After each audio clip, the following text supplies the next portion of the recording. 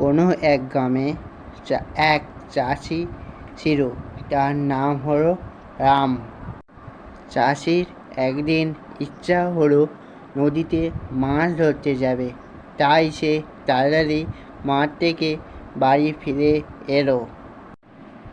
বাড়ি ফিরে বউকে এসে বলল, অনেকদিন নদীতে মাছ ধরতে যায়নি, তাড়াতাড়ি বড়শিটা দাও তো, একটু মাছ ধরে আনি। বড়শি নিয়ে নদীতে মাছ ধরতে গেল এবং বলল, কতদিন মাছ ধরিনি, আজ একটা মাছ ধরেই ছাড়বো।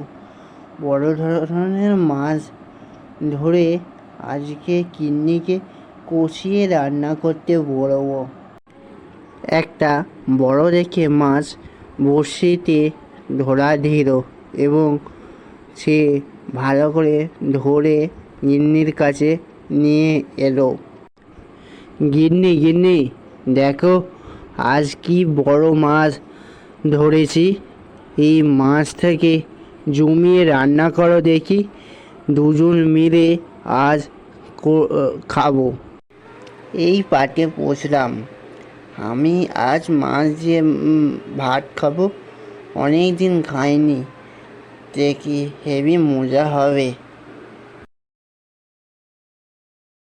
কলকাতা শহরে বাস করত রাম। বাড়িটার গ্রামেই, কাজের সূত্রে এইখানে থাকা। অনেক দিন হলো বাড়ি যাইনি, বাড়ির রাস্তাঘাট তো ঠিক ভুলে গেছি, যাই একবার ঘুরে আসি বাড়ি থেকে। শহর থেকে আসা গ্রামের রাস্তায় সব কিছু অচেনা, তাই গাড়ি থেকে নেমে এক টরি ভ্যানকে জিজ্ঞাসা করলো, গোপালগঞ্জ যাবো, রাস্তাটা কোন দিকে বলতে পারবেন ভাই?